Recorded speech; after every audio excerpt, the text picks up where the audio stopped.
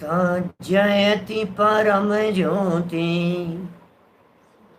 समम समस्तैरनंत पर्यायै दर्पण तल इव सकला प्रतिफलति पदार्थ मालिका यत्र परमागमस्य बीजम् निषेध जात्यन्ध सिंधुर्विधानम्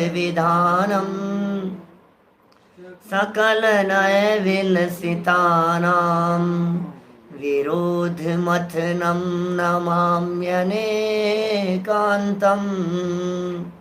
विरोध मथनं नमाम्यनेकान्तम्।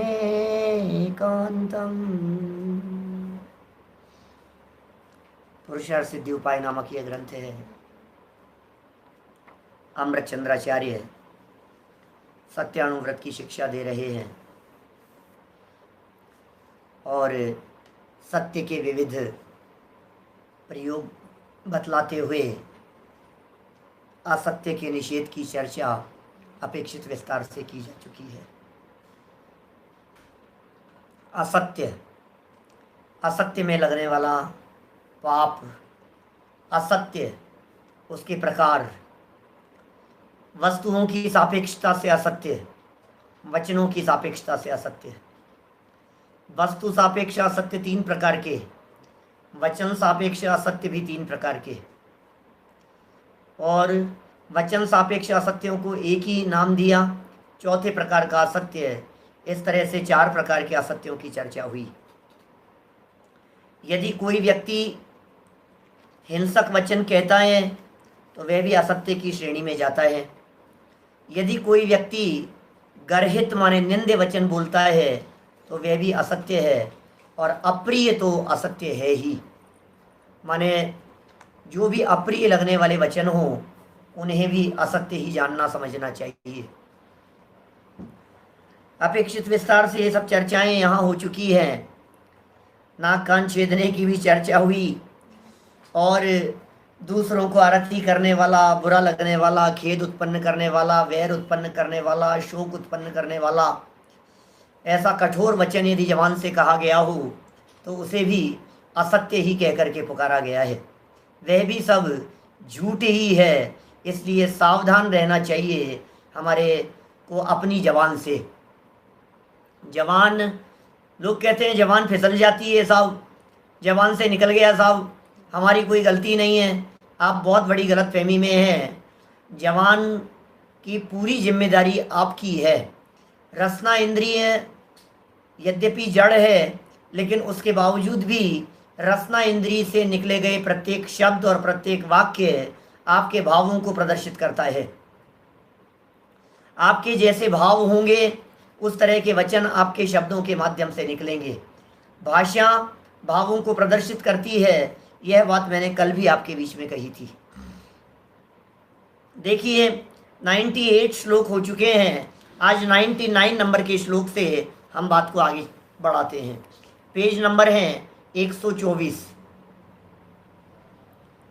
असत्य वचन में हिंसा का सद्भाव दिखलाते हैं। झूठ बोलने में भी हिंसा, ये जिनागम है भाई साहब। ये जैन परंपरा है, ये जैन शासन है। यहाँ बातें बड़ी अद्भुत हैं। अजीब व गरीब आपको बातें मिलेगी। मोटे मोटे चरम चक्षुओं से देखने पर आपको लगेगा यार ये क्या बात कह रहे हैं। थोड़ा सा गहराई में जाकर के देखोगे तो हकीकत का पता लगेगा। हमारे यहाँ जैन परंपरा में स्यादवाद है, अनेकांत है, विवक्षाएं हैं। नाना प्रकार की विवक्षाओं से कथन किए गए हैं। जब जिस विवक्षा से बात कही गई हो उस विवक्षा से बात को यदि स्वीकार नहीं करेंगे तो मर्म हाथ नहीं आएगा। माने मर्म समझने के लिए, जिनवाणी के मर्म को समझने के लिए, जिनागम के मर्म को समझने के लिए ये वचन किस अपेक्षा से कहा गए हैं उन बात को भी आपको जानना पड़ेगा। यहाँ कहने के पीछे क्या बात छिपी हुई है, गर्भित क्या चीज है। बोल रहे हैं झूठ और कह रहे हैं हिंसा। झूठ बोलने में हिंसा का पाप, ऐसा पाप तो 5 कहे हैं हमारे यहाँ। हिंसा, झूठ, चोरी, कुशील, परिग्रह। उमा स्वामी आचार्य प्रमाद की चर्चा करते हैं। हिंसा में मूल टोडरमल जी साहब ने भी हिंसा में प्रमाद परिणति को मूल कहा है, और यहाँ अमृत चंद्राचार्य इस बात को सिद्ध कर चुके हैं कि चूंकि स्वरूप के प्रति असावधानी है, इसलिए पांचों प्रकार के पाप प्रकारांतर से हिंसा ही है। श्लोक नंबर 40-42 के आसपास हमने इस प्रकार की चर्चा की थी। 42 नंबर का श्लोक था। आत्म परिणाम हिंसन हेतुत्वात् सर्वमेव हिंसे तत्। आत्म परिणामों की हिंसा, स्वभाव का घात, वो सब प्रकार से हिंसा ही है। देखिए, इसी तरह से यहाँ असत्य वचन में हिंसा का सद्भाव दिखाते हैं। झूठ बोलने में भी हिंसा हो रही है। आगे भी कहेंगे, जब चोरी की चर्चा करेंगे, जब कुशील की चर्चा करेंगे, जब परिग्रह की चर्चा करेंगे, तब भी इस प्रकार के वचन जरूर कहेंगे। 99 नंबर का श्लोक पढ़ रहा हूं। सर्वस्मिन्नप्यस्मिन् प्रमत्त योगैकहेतु कथनं यत् अनृत वचनेऽपि तस्मान् नियतं हिंसा समवतरति।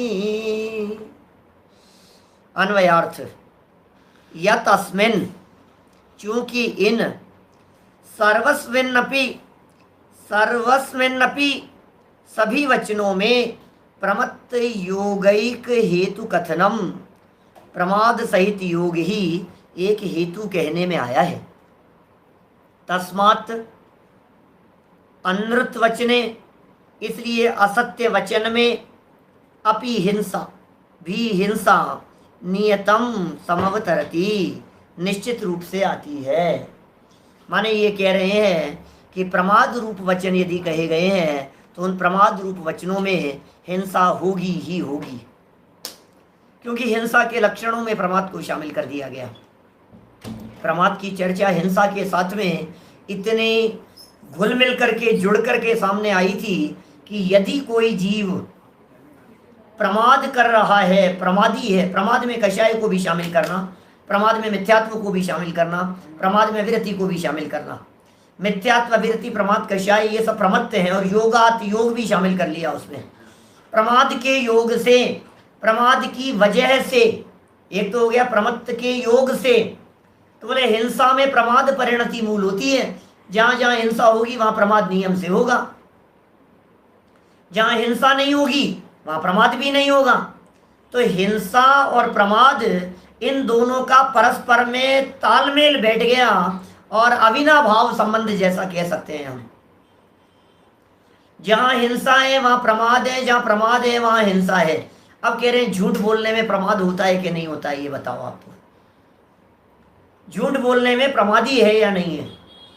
तो बोले झूठ बोलने में प्रमादी तो होगा ही, अप्रमादी कैसे हो सकता है? झूठ बोलने में कषाय भाव नहीं हो, ऐसा कैसे हो सकता है? झूठ बोलते समय क्या ये जीव स्वरूप के प्रति सावधान है? अरे वचन व्यवहार होते समय भी किसी की निंदा रूप वचन कहे, आलोचना रूप वचन कहे, जो भी शब्दों के प्रयोग आपने किए हैं, उठापटक जो भी किए आपने वचनात्मक रूप से, उसमें प्रमत्त योग तो निश्चित तौर पर है ही। इसलिए ये कहना चाहते हैं कि उसमें हिंसा जरूर होगी ही होगी। देखिए,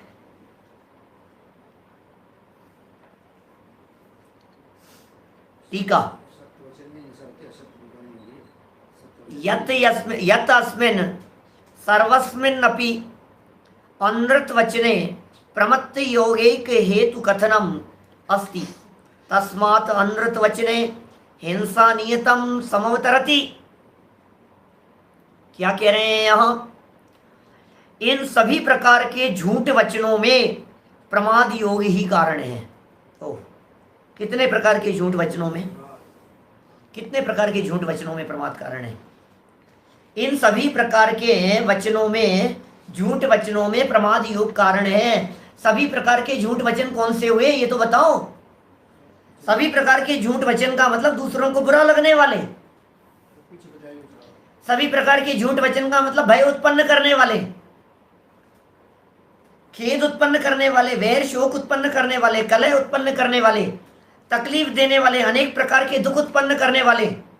ये सारे वचन नाक कान छेदने वाले, हिंसक वचन, रौद्र ध्यान रूप वचन, अन्य का बुरा करने वाले वचन, असमंजस वाले वचन, सुनने में बुरा लगे ऐसे वचन, जिन्हें निंदा गरहा कह करके पुकारा गया है, ये सारे वचन, इनमें प्रमाद का योग नियम से होगा ही होगा, ऐसा कह रहे हैं। प्रमाद के योग के बिना ऐसा नहीं हो सकता। इन सब में जरूर प्रमाद होगी ही होगी। 4 प्रकार के झूठ जो कहे हैं उन सब की बात है। जितने 4 प्रकार के झूठों की चर्चा और उनका विस्तार पीछे कर दिया गया है, उस पूरी बात को यहां कह रहे हैं। इसलिए झूठ वचन बोलने में हिंसा अवश्य ही होती है। कारण कि हिंसा प्रमाद सहित योग से ही होती है। प्रमाद सहित योग से ही हिंसा होगी। प्रमाद के बिना हिंसा नहीं होती। जहां प्रमाद सहित योग नहीं होता वहां हिंसा भी नहीं होती। जहां प्रमाद सहित योग है वहां हिंसा अवश्य होती है। अब बातें सरल सरल बातें हैं, घुमा फिरा करके वही बात सामने आ रही है, प्रमाद होगा तो हिंसा होगी। इतनी बात क्लियर हो गई। जहां जहां प्रमाद होगा वहां हिंसा नियम से होगी। तत्वार सूत्र में हिंसा का लक्षण प्रमत्त योगात् प्राण व्यपरोपणम हिंसा ऐसा कहा है, अर्थात प्रमाद के योग से प्राणों का घात करना हिंसा है। कुल मिलाकर के देखिए, यहाँ अमृत चंद्राचार्य ये कह रहे हैं, पहले तो यह सिद्ध किया कि झूठ में प्रमाद है। ध्यान देना क्या कह रहे हैं। सबसे पहले ये सिद्ध किया, यहाँ इस श्लोक का मर्म बतला रहा हूं, इस श्लोक का भाव बतला रहा हूं आपको, क्या कहना चाह रहे हैं। सबसे पहले इस बात को सिद्ध कर दिया गया कि झूठ बोलने में प्रमाद है। झूठ बोलने में प्रमाद होता है साहब, एक तो ये सिद्ध कर दिया, और फिर ये कहा कि प्रमाद होता है तो हिंसा होती है। प्रमाद का नाम ही हिंसा है। प्रमाद हिंसा का लक्षण जैसा जानना चाहिए, और बोले झूठ बोलने में प्रमाद है, इसलिए झूठ भी हिंसा पाप के अंतर्गत ही शामिल कर लेना चाहिए। ठीक है, तो अभी इस प्रश्न को 42वें श्लोक से उठाओ जरा। पुरुषार्थ सिद्धि उपाय के जो 42वें श्लोक से जो चर्चा हुई, उस श्लोक से इस बात की संगति बैठा करके देखो तो तुरंत समझ में आ जाएगी। अरे भाई, वचन व्यवहार इस बात का सूचक है कि तेरा उपयोग तेरे अंदर में स्थिर नहीं रह सका। तेरा उपयोग तेरे अंदर से निकल करके बाहर आ गया। उपयोग माने ज्ञान की पर्याय, तो अपने स्वभाव में स्थिर नहीं हो सका। स्वभाव में स्थिर नहीं हो सका और बाहर निकला, तो बाहर निकलते ही क्या होगा। अब बाहर निकलते ही क्या होगा, बोले आत्मा का घात कर दिया तूने। पर की तरफ देखना मात्र आत्मा की हिंसा है। पर का अवलंबन आत्मा की हिंसा है। पर की अपेक्षा आत्मा की हिंसा है। दृष्टि पर की तरफ जाना ही आत्मा की हत्या कर दी तूने। आत्मा की अस्वीकृति का नाम आत्महत्या है। तो ये सारे वचन झूठ वचनों में आत्महत्या का वहां पाप लग रहा है, इसलिए ये सब झूठ है। यानी झूठ बोलने में प्रमाद कैसे, क्योंकि झूठ बोलने में जितने भी वचन बोले गए हैं वे सब कषाय सहित वचन होने से प्रमत्त के अंतर्गत शामिल होते हैं। स्वरूप में असावधानी होने से प्रमाद है। झूठ बोलने में कषाय से सहित होने का नाम प्रमाद है। कषाय विभाव भाव है, प्रमाद विभाव भाव है, और विभाव भाव जहां है वहां कषाय है, वहां प्रमाद है, वहां हिंसा है, और वो झूठ है। तो सब बातें एक दूसरे से इंटरकनेक्ट तो है ही। देखिए, हमारे अप्रिय बोलने का यहाँ निषेध किया है, हमारे असत्य बोलने का यहाँ निषेध किया है। हम अपनी सावधानी की तरफ ध्यान देवें। कोई दूसरा व्यक्ति यदि हमारे से अप्रिय बात कहता है तो हमें अपने कर्म के उदय का विचार करना चाहिए, हमें क्रमबद्ध का विचार करना चाहिए, हमें अपने पाप कर्म के उदय का विचार करना चाहिए। ऐसा ही योग है, कोई बात नहीं, ऐसी ही होनहार है। यदि सामने वाला व्यक्ति हमसे आप शब्दों के अंदर बात कर रहा है, देखो अभी तो यहाँ निषेध किया कि हमें नहीं बोलना चाहिए, ये तो निषेध हो गया, भाई झूठ मत बोलो, भाई तुम गलत बात मत कहो, बात हो गई। अब लेकिन कोई व्यक्ति हमारे से आप शब्द कह रहा है तो क्या करें। कह लेने दो, कोई बात नहीं, उसका फल उसे लगेगा, उसे झूठ का, हिंसा का पाप लगेगा। आप निश्चिंत रहिए, आप निर्विकल्प रहिए, आप अपने परिणामों को संभालिए। सदा काल हमें अपने परिणामों को संभालना चाहिए। हमारे परिणाम संभले तो हम संभले। अरे भाई, ये परिणामों की संभाल बहुत महत्वपूर्ण चीज है। रमेश भाई बुरीजा जी बोलो, अपने जो परिणामों की संभाल है ये सबसे ज्यादा महत्वपूर्ण चीज है। फल तो परिणामों का लगता है, इसलिए हे जीव परिणामों की संभाल करना, अपने बिगड़ते हुए परिणामों को संभालना, निरंतर संभालना, अपने भावों को संभालना, भावों की विशुद्धि और परिणामों की विशुद्धि का प्रयास करना। ये बहुत महत्वपूर्ण प्रकरण है, ध्यान देने योग्य है। इसी प्रकरण को थोड़ा सा और आगे बढ़ा रहे हैं कि साहब फिर तो बोलने में ही प्रमाद का दोष लगेगा, फिर तो बोलने मात्र में ही हिंसा हो जाएगी, वचन बोलने के अंदर जो शब्द निकलते हैं उनमें भी हिंसा होगी। समझ में आ रही है बात? फिर तो बोले ही नहीं, चुप हो जाओ, फिर तो सब कुछ ही असत्य हो गया, फिर तो सच बोलना भी असत्य की श्रेणी में चला जाएगा कि नहीं जाएगा? क्योंकि अगले श्लोक के अंदर ये बात कह रहे हैं, सावधानी। तो साहब हम कठोर वचन बोलेंगे तब तो हिंसा का पाप लगेगा ना, हम अपशब्द बोलेंगे तब तो हिंसा का पाप लगेगा ना। इसका मतलब हम बच्चों को डांट भी नहीं सकते हैं क्या? हमें नाराज होने का भी अधिकार नहीं है क्या? और डांटेंगे नहीं तो बच्चे बिगड़ जाएंगे? प्रश्न तो उठता है हमारे दिमाग में। हम यदि बच्चों को डांटेंगे नहीं, हम यदि किसी को समझाएंगे नहीं, हम यदि किसी को बुरा भला कहेंगे नहीं तो कैसे चलेगा? नौकर को डांट के रखना पड़ता है भाई साहब। कर्मचारियों को जब तक दबा करके नहीं रखो तब तक काम नहीं चलता है। बच्चों को थोड़ा सा डराओ धमकाओ, नहीं तो माथे पे चढ़ने लग जाते हैं।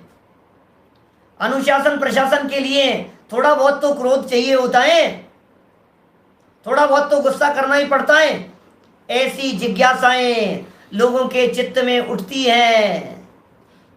दूसरों की भलाई के लिए भी कई बार ऐसा कहा जाता है, हमने बोला भलाई के लिए और सामने वाले को बुरा लग गया। सही कह रहे हैं, हमने भलाई के लिए बोला और सामने वाले को बुरा लग गया तो हमें जबरदस्ती पाप लगेगा क्या? सुनो, अमृत चंद्राचार्य हमसे 2 कदम आगे चल करके सोचते हैं। उन्हें पता था शिष्य का ये प्रश्न आगे आने वाला है। श्लोक नंबर 100 नंबर का श्लोक देखिए, बहुत सुंदर चर्चा है। प्रमाद सहित योग को हिंसा का कारण क्यों कहा है? प्रमाद सहित योग को हिंसा का कारण क्यों कहा है?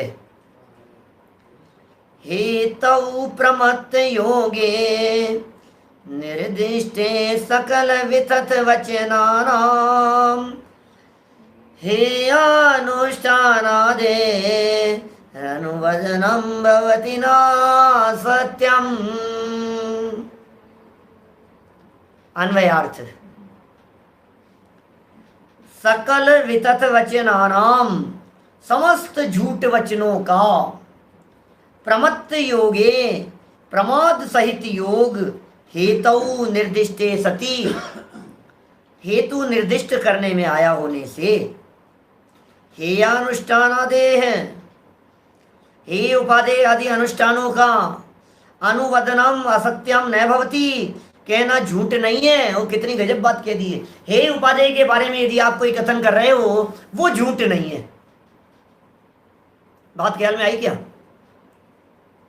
क्या यदि आप किसी चीज के बारे में छोड़ने के लिए ग्रहण, हे मतलब होता है छोड़ना, उपादेय मतलब होता है ग्रहण करना, माने त्याग का उपदेश दिया, ग्रहण करने का उपदेश दिया, इसे छोड़ दो, इसे ग्रहण कर लो। बोले जो हेय और उपादेय का जो उपदेश हुआ है, हे उपादेय की जो बात हुई है, यह बात हे उपादेय की बात, बोले इस बात में हिंसा का पाप नहीं लगता, क्योंकि बुरी चीज को छोड़ने के लिए कहा जाता है और अच्छी चीज को ग्रहण करने के लिए कहा जाता है। ऐसा उपदेश तो दिया ही जाएगा।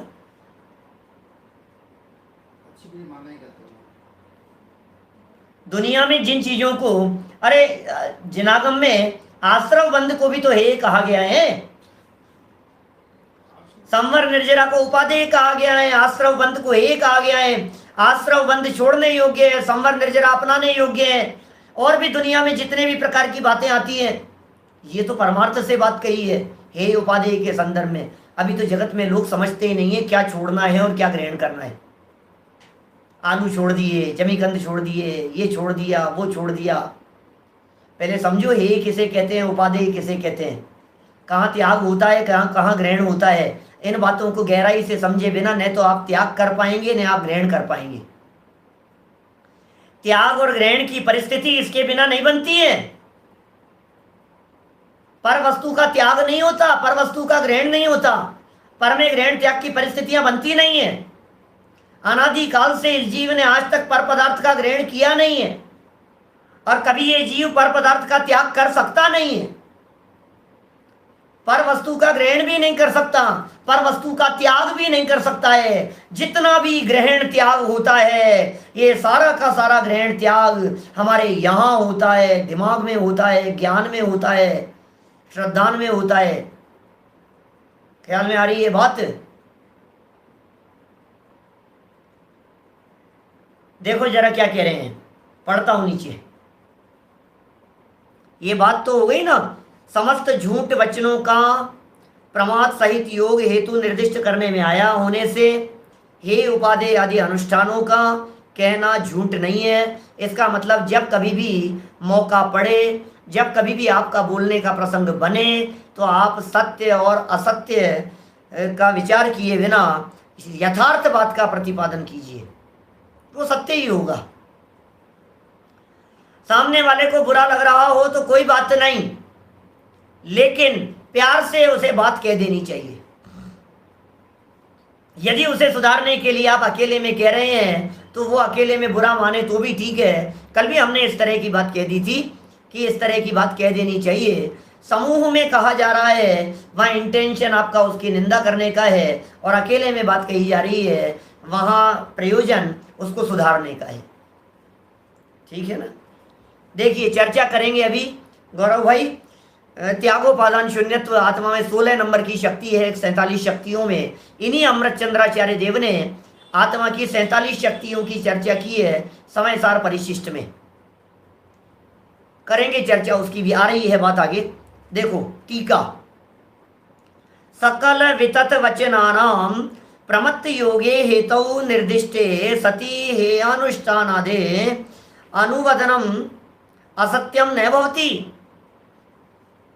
समस्त झूठ वचनों का कारण प्रमाद सहित योग को बतलाकर, क्या कह रहे हैं, समस्त झूठ वचनों का कारण प्रमाद सहित योग, ये बतला दिया गया। और ये बतलाकर हे और उपादेय का बारंबार कथन करना झूठ नहीं होता है। बार बार कहो आप क्या हे है और क्या उपादेय है। हे उपादेय का कथन तो होना ही चाहिए, हे उपादेय के बारे में तो चर्चा होनी ही चाहिए। चरणानुयोग का ग्रंथ है और हे उपादेय की चर्चा नहीं हो, क्या खाना चाहिए और क्या छोड़ना चाहिए ये चर्चा नहीं हो, तो फिर वो चरणानुयोग कैसा? चरणानुयोग में तो चाहिए का कथन होता है ना, मैंने पहले भी बताया था। क्या होना चाहिए, क्या मानना चाहिए, क्या बोलना चाहिए, कैसा करना चाहिए, ये सब चाहिए की भाषा चरणानुयोग की शैली है। भावार्थ पढ़िए, इसमें बात को कुछ और विशेष खोला है। असत्य वचन के त्यागी महामुनि, मुनिराज तो असत्य वचनों के त्यागी, सत्य महाव्रत के धनी होते हैं ना हमारे महामुनिराज। आप जानते हैं मुनिराज किसी भी केस में झूठ नहीं बोलते, किसी भी केस में झूठ नहीं बोलते मुनिराज, किसी भी परिस्थिति में। दुनिया में मुनिराज को झूठा सिद्ध करने के लिए कई तरह के उदाहरण दिए जाते हैं, लेकिन वे यहाँ जिनागम में लागू नहीं होते हैं, वो किन्हीं अन्य मतावलंबियों द्वारा कहे गए उदाहरण हैं। जैसे वो चिड़िया को पकड़ ली, ये चिड़िया मरी हुई है कि जिंदा है, ये जिनागम का वचन नहीं है, ये झूठी बातें हैं, फालतू की बातें हैं, है ना। जरूरी है क्या, बांध रखा है क्या? दिगंबर मुनिराज किसी के गुलाम नहीं होते हैं, दिगंबर मुनिराज बोलने के लिए मोहताज नहीं होते हैं, दिगंबर मुनिराज को कोई इस तरह से बांध नहीं सकता है, कोई ज़बरदस्ती नहीं कर सकता है। बोलो मार दूं कि छोड़ दूं, अब वो ये कह देंगे कि भाई ये तो मरी हुई है, किस लिए कह देंगे कि वो उड़ा देगा, वो मुनिराज को तो पता है मैं यदि इसको जिंदा कह दूंगा तो मार देगा, और मरी हुई कहूंगा तो छोड़ देगा, तो क्या करूं बोलो, मरी हुई बता देता हूं इसको तो छोड़ देगा ये। अरे इन प्रपंचों में उलझते नहीं है हमारे महामुनिराज।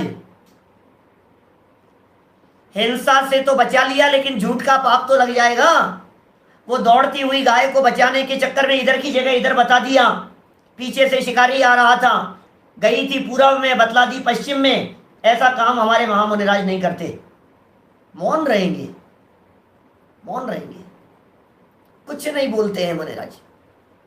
हिसाब कुछ नहीं बोलेंगे तो सामने वाला व्यक्ति सही दिशा में चला जाएगा, मार देगा कि उसकी आयु पूरी होने का योग होगा तो मरेगी। उसके मरने और जिंदा रहने की वजह से या असत्य बोलने का पाप अपने माथे पर नहीं ले सकते हैं। सत्य महाव्रत है, महाव्रत, महाव्रत। कल्पना कर सकते हैं महाव्रत क्या होता है? इतना इतना सुई बराबर रत्ती भर भी असत्य वचन उनकी जबान से नहीं निकलता है। इसका नाम है सत्य महाव्रत के धनी। इसलिए मैं कभी कभी कहता हूं, जब कभी प्रसंग कुछ इस तरह के उठ जाते हैं और लोग ऐसी बातें कहते हैं, किसने देखे स्वर्ग नरक, किसने देखे? तुम्हारे महाराजों ने लिख दिए, शास्त्रों में लिख दिए, हम नहीं मानते। तो मैं एक बात जरूर कहता हूं उनसे, बंधुओं, हमारे जिन मुनिराजों ने ये शास्त्र लिखे हैं वे सत्य महाव्रत के धनी हैं। इसका मतलब यह है उनकी जबान से असत्य नहीं निकलता, एक शब्द असत्य निरूपण नहीं होता उनकी वाणी के माध्यम से, एक भी शब्द। इसलिए जो कहते हैं वे सच कहते हैं। क्या मिलेगा उन्हें? जम्बू द्वीप है और 2.5 द्वीप है और नंदीश्वर द्वीप है और नंदीश्वर द्वीप में 52 जनाले हैं और मनुष्य वहां जा नहीं सकता है। क्यों करेंगे ऐसी बातें? सत्य महाव्रत के धनी है, जैसा ज्ञान में झलका स्वरूप जान करके उन्होंने लिख दिया।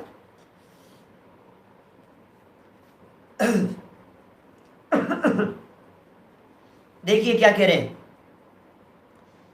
असत्य वचन के त्यागी महामुनि हे और उपादेय का बारंबार उपदेश करते हैं, लेकिन इस उपदेश में पुण्य कथा में नाना प्रकार के अलंकार सहित नवरसों का वर्णन करते हैं। अब आपको ऐसा लगेगा कि साहब जब वो पुण्य कथा लिख रहे हैं, प्रथमानुयोग की कहानियां लिख रहे हैं, प्रथमानुयोग के प्रसंगों को बतला रहे हैं, तो उन प्रसंगों को बतलाने में क्या होता है? अनेक प्रकार के अलंकारों सहित वचन होता है। मृग नयनी है, चंद्र वदन, चंद्रमा जैसी है, बहुत बहुत इस तरह के जो हिरणी जैसी चाल, पता नहीं क्या क्या कुछ ऐसी उपमाएं दे दे करके कथन करते हो, तो फिर आपको लगेगा भाई साहब फिर तो पाप, फिर तो झूठ बोलने का पाप लगेगा उनको मुनिराजों को। सत्य महाव्रत के धनी है लेकिन झूठ बोलने का पाप नहीं लगेगा क्या उनको? कैसी कैसी बातें लिख रहे हैं। और इतना ही नहीं, आगे देखो, वहां पाप की निंदा करने पर पापी जीवों को उनका उपदेश अप्रिय भी लगता है। ये और खतरनाक बात है।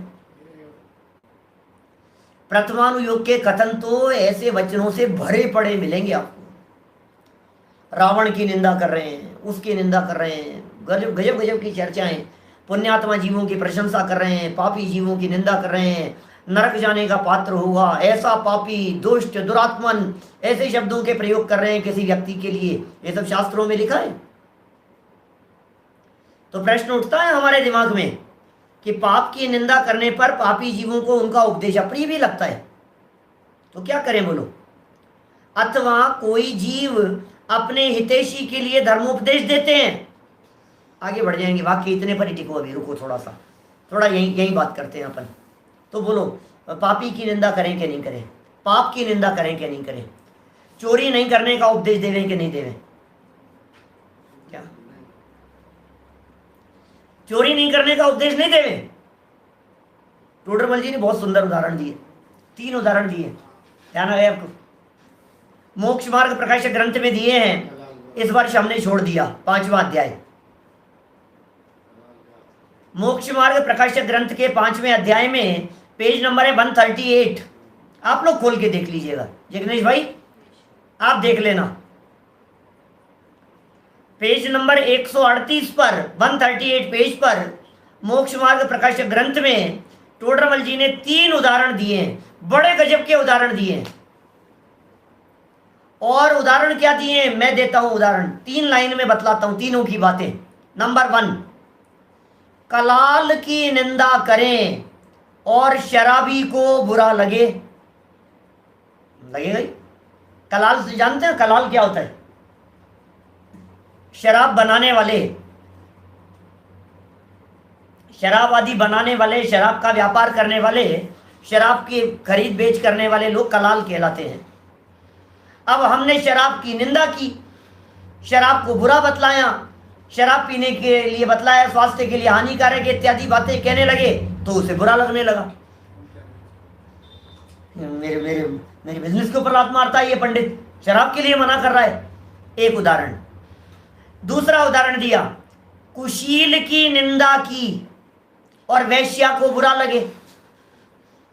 दूसरा उदाहरण दिया, कुशील व्यभिचार पाप की निंदा की और उसको बुरा लग रहा है वैश्या को।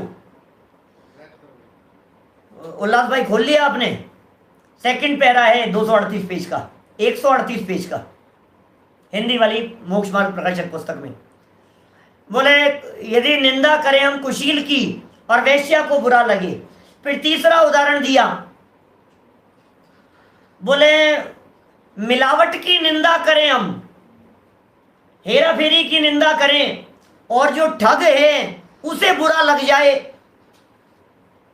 तो इत्यादि विचार से किसी समझदार व्यक्ति को इन धर्मोपदेश और अच्छी बातों के उपदेश देने का निषेध तो नहीं कहा गया है। बोलो, उपदेश तो दिया जाएगा। अब किसी को बुरा लगे तो क्या करें हम पाप का भी निषेध नहीं करेंगे। चोरी करना अच्छी बात नहीं है, झूठ बोलना अच्छा नहीं है, बेटा झूठ नहीं बोलना कभी भी। अब वो झूठ बोल रहा हो तो उसे बुरा लगे। हिंसा करना अच्छा नहीं होता है, हत्याएं करना अच्छा नहीं होता है, प्राणियों का वध करना अच्छी बात नहीं है। अब ऐसी बातें कही जाए तो जो व्यक्ति का काम ही इस प्रकार का हो वो सोचे यार मेरी दुकानदारी ठप कर रहा है। अरे भाई दुकानदारी का सवाल नहीं है। देखो बात तो ऐसी है, 90% 95% लोग जिसे सामान्य रीति से स्वीकार करते हैं ऐसे वचन सत्य की श्रेणी में ही जाएंगे। उन्हें सत्य समझना। 2-5% लोगों के बुरा भला कहने से कोई फर्क नहीं पड़ता है। 2-5 लोग तो आपको नापसंद करने वाले होंगे ही होंगे, ये तो हम भी मान करके चलते हैं। हमें भी लगता है हमें 2-5% लोग नापसंद करेंगे। दुनिया बहुत बड़ी है, भगवान महावीर स्वामी को भी नापसंद करने वाले लोग दुनिया में हैं। अब क्या करें? आदिनाथ भगवान को भी नापसंद करने वाले लोग हैं दुनिया में। तो बहुत है इस तरह की बातें, इसलिए सावधान रहने की जरूरत है। हम सतर्क रहें, हम सावधान रहें। जब कभी आपको कहीं कोई बुराई दिखाई देवे और आपके पास में यदि कमान हो उस बुराई को दूर करने के लिए, तो आप जरूर अपनी वीटो पावर को यूज में लेवें उस बुराई को निकालने के लिए। लेकिन सबसे पहला काम है समता भाव से निपटाएं उस केस को। सेकंड नंबर पर आता है दाम, थर्ड नंबर पर आता है दंड और चौथे नंबर पर आता है भेद। साम दाम दंड भेद, ये नीतियां बतलाई है, चाणक्य ने बतलाई है ये नीतियां। इतिहास में किस नाम से जाना जाता है चाणक्य को पता है? कौटिल्य के नाम से। कौटिल्य का अर्थशास्त्र बहुत फेमस है। चाणक्य, चंद्रगुप्त को राज्य दिलाया था उसने। चाणक्य बहुत बुद्धिमान व्यक्ति थे और उनकी नीतियां हैं बड़ी सुंदर हैं, समाज सुधार के लिए है। उसमें साम दाम दंड भेद नीति का प्रयोग किया है शत्रु को वश में करने के लिए। किसी से विवाद हो जाए, किसी से झगड़ा हो जाए तो फर्स्ट स्टेप तो यही है, समता भाव से काम लो, प्यार से बात करो, कोई बात नहीं, जो होगा सो देखी जाएगी, निपटना उससे। पहला नंबर, प्यार से बोलो। आप विनम्रता को यूज में लो, आप सहजता और सरलता, आप अपनी सरलता और सहजता को मत खोइए। क्या ये साम है? और फिर भी काम नहीं हो पा रहा है तो ले दे करके निपटा लेना, काम खत्म हो जाएगा बस। क्या ले दे करके निपटा लो। जो काम पैसे से निपटता हो उसको निपटा लेना, कषाय करना ठीक नहीं है। दाम। नंबर 3 नंबर पर दंड, और फिर नहीं हो तो फिर दंड की बात अपनाना, और दंड नहीं दे सको तो फिर भेद की नीति अपनाना। ये बात उन्होंने कही है। चलिए, यहाँ तो कितनी सुंदर बात इन्होंने कह दी है। वहां पाप की निंदा करने पर पापी जीवों को उनका उपदेश अप्रिय लगता है। सही बात है। जब पाप की निंदा की जाती है तो पापियों को बुरा लगेगा ही, उनको बुरा लगेगा ही।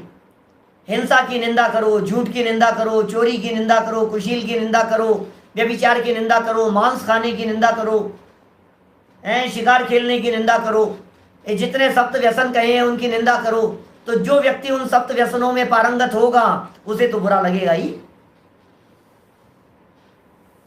अथवा कोई जीव अपने हितैषी के लिए धर्मोपदेश देते हैं। अब ये भी गजब की बात कह दी। हितैषी के लिए धर्मोपदेश मतलब क्या?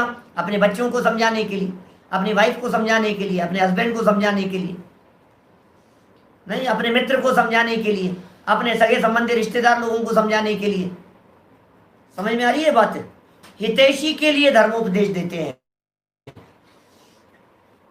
जो अपना हित करने वाला हो उसके लिए धर्मोपदेश देते हैं, किंतु वे अपने लिए दिए गए धर्मोपदेश को सुनकर भी महादुख पाते हैं। यदि जगत में ऐसा होता है बहुत बार, उनके लिए हमने तो अच्छी बात कही, वो बुरा मान गए। हमने तो उनके भले के लिए कही थी, उनको बुरा लग गया, वो नाराज हो गए। अब क्या करें बोलो? तो नहीं कहे हम। कई बार कई लोग ऐसे होते हैं, आगे से हम तो कहेंगे ही नहीं यार, इनको तो बुरा लग जाता है, ये तो बुरा मान जाते हैं, अपन कहीं को कहो जबरदस्ती जब सामने वाला बुरा मान। नहीं, कभी नहीं। हमेशा कहना, हमेशा अपने हितैषियों को, अपने परिवारजनों को समझाने के लिए प्यार से बोलना कभी मत छोड़ना। डांट करके मत बोलिए, लेकिन प्यार से बोलिए, बेटा ऐसा नहीं करते, बेटा ऐसा नहीं करते, सज्जन व्यक्ति ऐसा नहीं करते, ये अच्छी बात नहीं है, ये अच्छा काम नहीं है। आप उन्हें प्यार से समझाइए, बिल्कुल। अब उसे अच्छा नहीं लग रहा है, पसंद नहीं, आप तो बार बार में टोकते हो, कोई बात नहीं, हम टोकना बंद नहीं करेंगे, बिल्कुल टोकेंगे हम, लेकिन टोकने की जो शैली होगी वो बहुत विनम्रता की होगी, बहुत सरलता की होगी। धीरे धीरे वो भी समझ जाएगा और बुरा भी नहीं मानेगा। देखिए क्या कह रहे हैं, भेद शब्द का अर्थ तो फूट डालना जैसा होता है, क्या ऐसा है?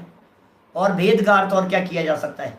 साम दाम दंड भेद में जीतने के लिए। देखिए, उनका उपदेश अप्रिय लगता है, अथवा कोई जीव अपने हितैषी के लिए धर्मोपदेश देता है, किंतु धर्मोपदेश तो दिया, किंतु वे अपने लिए दिए गए धर्मोपदेश को सुनकर, हमारे लिए उपदेश दिया उसे सुनकर भी महादुख पाते हैं। होते हैं भाई साहब, दुनिया में बहुत लोग होते हैं। क्या दुनिया में ऐसे बहुत सारे लोग मिलेंगे जो लोग इस तरह के काम करते हैं, ऐसी बातें बोलते हैं, ज्यादा मत समझाओ हमारे को, हाँ ठीक है कोई बात नहीं, जब देखो तब समझाते ही रहते हो। हाँ समझ रखा है क्या मेरे को? अपने पास में रखो अपनी धर्म की बातें, ऐसे उपदेश सुनने को मिलेंगे आपको। ये पक्का कह रहा हूं मैं, 100% सही बात कह रहा हूं, घर घर की कहानी बतला रहा हूं मैं।